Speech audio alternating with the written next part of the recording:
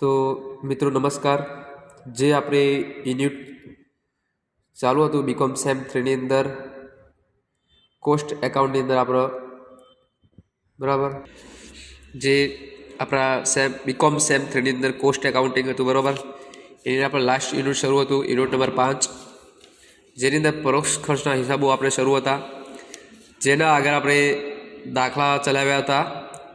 જે દાખલા હતા કે પરોક્ષ ખર્ચની ફાળવણી પરોક્ષ ખર્ચના જે ખર્ચાઓ છે એ કયા આધારે ફાળવણી થાય એના આપણે એક્ઝામ્પલ જોયા હતા બરાબર।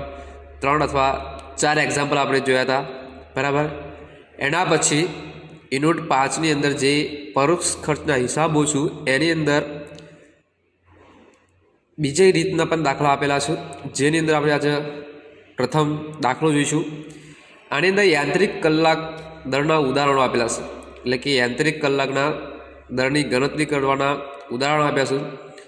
પણ એના પહેલાં સૌપ્રથમ આપણે અહીંયા યાંત્રિક કલાક દરની ગણતરી દર્શાવતું પત્રક અહીંયા આપણે જોવું પડશે બરાબર। તો કઈ રીતે પત્રક આવશે તો મિત્રો જુઓ, અહીંયા આ યાંત્રિક કલાક દરની ગણતરી દર્શાવતું પત્રક છે મિત્રો। આ રીતે દાખલો આપણે ગણવાનો છે, આ રીતે બરાબર। એટલે કે તમારી જે રકમ આપી છે રકમ ઉપરથી યાંત્રિક કલાક દરની ગણતરી કરવાની છે। આ વિગતો આવશે, વાર્ષિક ખર્ચ આવશે, કલાક દીઠ ખર્ચ આવશે બરાબર મિત્રો। તો જુઓ મિત્રો, ખાસ જુઓ કે યાંત્રિક કલાક દરની ગણતરી દર્શાવતું પત્રકની અંદર આ રીતે પત્રક બનાવવાનું રહેશે તમારે। પછી સૌપ્રથમ એટલે કે સ્થિર ખર્ચાઓ આવશે, એટલે પત્રકની અંદર યાંત્રિક કલાક દરની ગણતરી દર્શાવતા પહેલાં તમારે અહીંયા સ્થિર ખર્ચાઓ આવશે। સ્થિર ખર્ચાની અંદર 1 ભાડું અને કેરવેરા આવશે, 2 પ્રીમિયમ આવશે, 3 પરોક્ષ માલ સામગ્રી આવશે, 4 દીવાબત્તીનો ખર્ચ આવશે, સુપરવિઝનનો ખર્ચ આવશે અને પરોક્ષ કામદાર મજૂરીના વગેરે। એટલે કે આટલા ખર્ચા એટલે કે સ્થિર ખર્ચા છે, જે આ ખર્ચા ફિક્સ હોય વર્ષે બરાબર। વાર્ષિક એટલે વર્ષની અંદર આટલો ખર્ચો થતો હોય બરાબર। એ ખર્ચા આપણે અહીંયા ખર્ચને મૂકવા પડશે। કુલ સ્થિર ખર્ચનો બંનેનો સરવાળો કરવાનો, સરવાળો આવે એટલે કે જે વર્ષનો જે વાર્ષિક ખર્ચ આપ્યો એના વડે ભાગો લઈ અહીંયા કલાક દીઠ ખર્ચ મળે છે। પછી એના પછી બ કરીને ચલિત ખર્ચ છે। ચલિત ખર્ચની અંદર સૌપ્રથમ એટલે કે ચલિત એટલે કોઈ ખર્ચનું નક્કી હોય ના। ચલિત ખર્ચનું શું હોય, ખર્ચ નક્કી ના હોય કેટલો ખર્ચ થશે। અને સ્થિર ખર્ચની અંદર એક આપણો સ્થિર ખર્ચ છે ફિક્સ હોય મતલબ બરાબર। તો પહેલો એમનો ઘસારો છે, ચલિત ખર્ચની અંદર તમારો ઘસારો ગણવાનો રહેશે। એમાં ઘસારાની અંદર મૂળ કિંમત એટલે કે જે યંત્ર હોય યંત્રની મૂળ કિંમત લેવાની, બધી ભંગાર કિંમત લેવાની। મૂળ કિંમતમાં ભંગાર કિંમત લો એટલે જે કિંમત આવે આયુષ્ય જે આપેલું હોય એના વડે ભાગો એટલે તમારે અહીંયા કલાક દીઠનો ખર્ચ મળશે બરાબર। કલાક દીઠનો જે ખર્ચ મળે એને વડે ગુણો એટલે તમારે ખર્ચ મળી જશે। સમારકામ નિભાવ ખર્ચ આપ્યો હશે, રસાયણ ખર્ચ આપ્યો હશે, પાવર ડીઝલ વગેરે ખર્ચા આપેલા હશે। આટલા ખર્ચ આપ્યા પછી એનો સરવાળો કરશો, સરવાળો કર્યા પછી આના પર સરવાળો કરીશો અને લાસ્ટમાં જે વધે એને શું કહેવાય, આંતરિક કલાક દર કહેવાશે બરાબર। તો મિત્રો જોઈએ આ પત્રક છે, આ પત્રક પ્રમાણે આપણે એક દાખલો જોઈશું અહીંયા, તો ખાસ ધ્યાન રાખજો। તો મિત્રો તમે જો યાંત્રિક કલાક દરના ઉદાહરણો છે, હું સૌપ્રથમ આપણે ઉદાહરણ આજે ઉદાહરણ નંબર 12 લેવાનું છે। એની અંદર નીચે આપેલી વિગતો પરથી યાંત્રિક કલાક દરની ગણતરી કરો। આવી રીતે તમારે રકમ આપી હશે, આના ઉપરથી આપણે પત્રક બનાવવાનું રહેશે। ખાતાનું ભાડું પહેલાં શું આપીશું, ખાતાનું ભાડું આપણે આ રકમ જોઈશું। કૌંસમાં યંત્ર રોકેલી જગ્યા ખાતાનો 1/6 એટલે કે એ 6 ભાગના કેટલા છે 18,000 વાર્ષિક વાર્ષિક 18,000 છે, એટલે કે 18,000 ગુણ્યા 1/6 કરશો એટલે જે આવશે આવી જાય બરાબર। એ રીતે વીજળી કૌંસમાં ખાતામાં માણસની સંખ્યા 24 અને આ યંત્ર પર રોકાયેલા માણસ 3, વાર્ષિક કેટલા ખર્ચ આપ્યો છે 1200 રૂપિયા વર્ષ। તો શું થશે અહીંયા 1200 ગુણ્યા માણસો 3 એટલે કે 1200 ગુણ્યા 3/24 થશે બરાબર। આ આગળ આપણે ગણતરી કરીશું। પછી વીમો રૂપિયા 200 કેટલા છે ત્રિમાસિક 3 મહિનાનો સર, આપણે શું કહીએ વાર્ષિક લેવો પડશે। તો અહીંયા શું આવશે કે 200 ગુણ્યા 12 ભાગ્યા 3 કરશો, બરાબર, એટલે વીમાની રકમ મળશે. એના પછી કોટન વેસ્ટ ઓઇલ વગેરે 600 રૂપિયા વાર્ષિક છે. એના પછી ફોરમેનનો પગાર કૌંસમાં ફોરમેનનો સમય 1/4 ભાગ છે આ યંત્ર પર જાય છે અને બાકીનો સમય 2 યંત્રો વચ્ચે સરખે ભાગે જાય છે, બરાબર. કેટલા છે યાર? 18,000 છે, બરાબર. તો એ 18,000ના 1/4 વડે ભાગવાના રહેશે. પછી અહીંયા યંત્રની કિંમત ₹72,000 છે અને તેની અંદાજિત ભંગાર કિંમત 6,000 છે. ભૂતકાળના અનુભવ પરથી એમ મને છે કે એક યંત્ર વર્ષમાં 2,000 કલાક ચાલશે. 2. તેના આયુષ્ય દરમિયાન સમારકામ અને નિભાવ ખર્ચ સંબંધી ₹22,000નો ખર્ચ થશે. 3. તે કલાકે એટલે 1 કલાકે 5 યુનિટ, 1 કલાકે 5 યુનિટ, તો યુનિટ દીઠ ₹40 લેખે પાવાનો વપરાશ કરે છે. 4. યંત્રનું આયુષ્ય 22,000 કલાકનું રહેશે. યંત્રનું આયુષ્ય કેટલું છે? 22,000 કલાકનું છે. તો આના પરથી મિત્રો અહીંયા આપણે શું કરવાનું છે? પત્રક બનાવીશું. તો જોઈએ આપણે અહીંયા. તો મિત્રો જો ઉદાહરણ નંબર 12 છે, હવે એની શરૂઆત થઈ. યાંત્રિક કલાક દરની ગણતરી દર્શાવતું પત્રક બનાવી આપ્યું. એમાં શું છે કે વાર્ષિક કામના કલાકો, આ વાર્ષિક કામના કલાકો કેટલા છે? 2,000. રકમ પ્રમાણે આપણે સૌપ્રથમ તમારે યંત્ર વર્ષમાં 2,000 કલાક ચાલશે, એનું વાર્ષિક 2,000 કલાક લખી દેવાના, બરાબર. હવે જુઓ મિત્રો, કરીને લખો. સૌપ્રથમ શું આવશે? સ્થિર ખર્ચા. સૌપ્રથમ કયા ખર્ચા આવશે? સ્થિર ખર્ચા આવશે. તો સ્થિર ખર્ચા તમારે શું હોય? ફાઇનલ નક્કી હોય તો પહેલો ખર્ચો કઈ છે? ખાતાનું ભાડું આપીશ. શું આપીશ? ભાડું. તમારે પહેલું આપીશ ખાતાનું ભાડું. તો ખાતાનું ભાડું એ યંત્ર રોકેલી જગ્યા પર ખાતાના 1/6 ભાગ 18,000 છે, બરાબર. એટલે કે ખાતાનું ભાડું કયું કહેવાય? એ ખાતાનું ભાડું એ આપણે શું કહેવાય? સ્થિર ખર્ચા કહેવાય. તો અહીંયા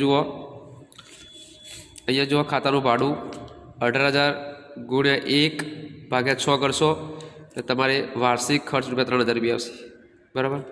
આવી ગયા. પછી નેક્સ્ટ રકમની અંદર જોઈશું આપણે વીજળી.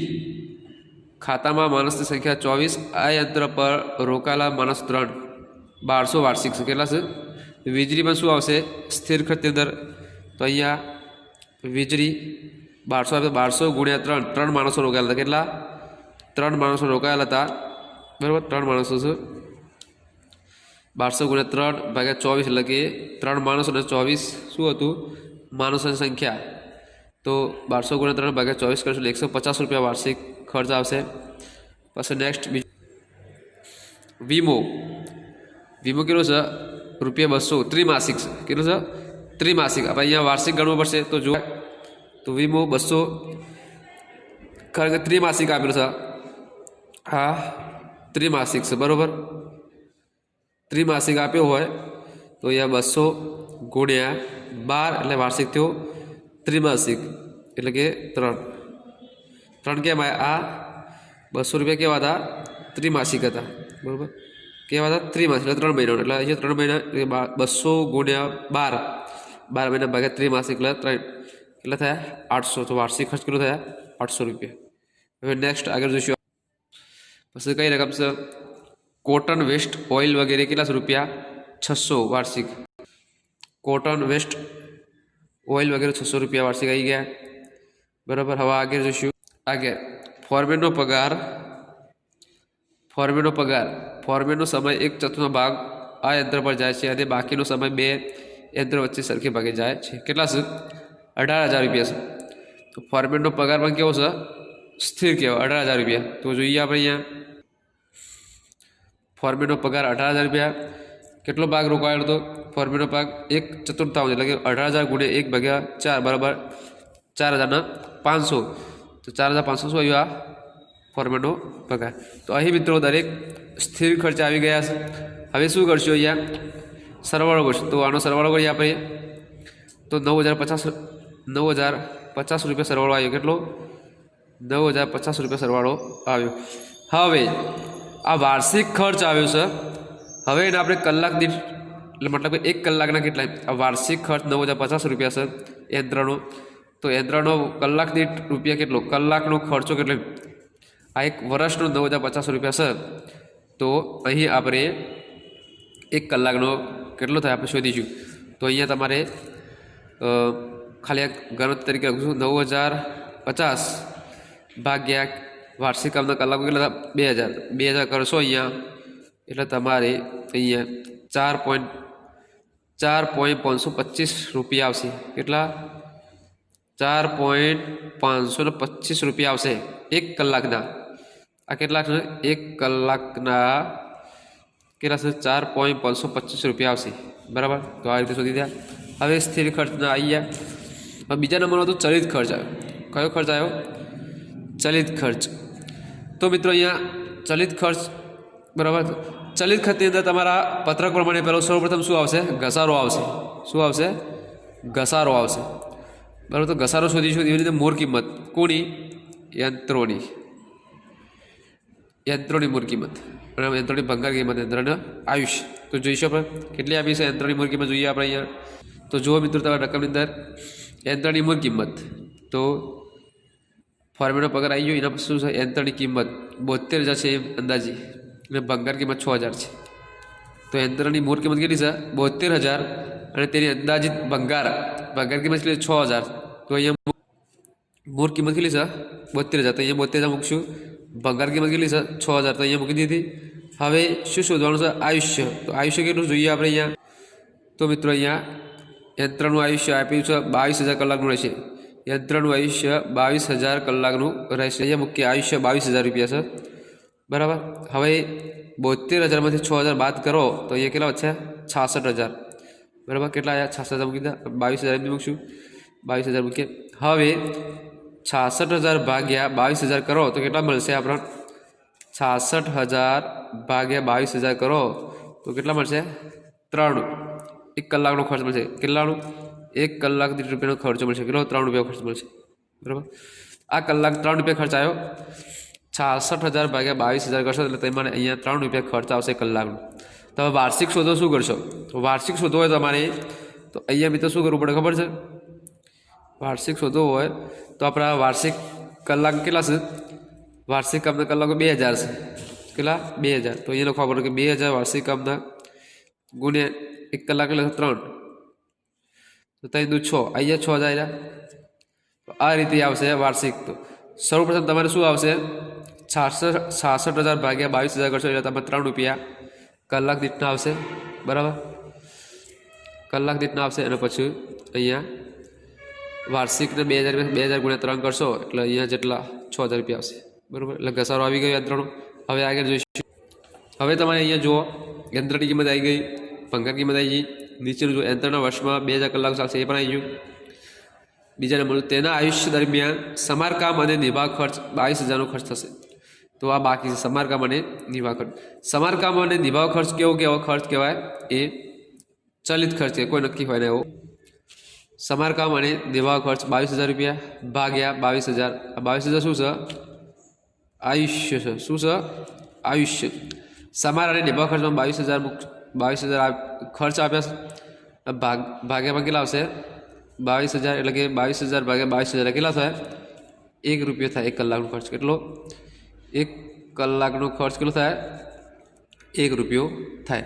આપણે વાર્ષિક ખર્ચ કેટલો છે વાર્ષિક ખર્ચના કલાકો કેટલા છે 2,000, તો 2,000 ગુણ્યા 1 કરશો એટલે કેટલા આવશે 2,000 આવશે। આવી રીતે આવી ગયું। હવે આગળ જોઈશું આપણે રકમની અંદર।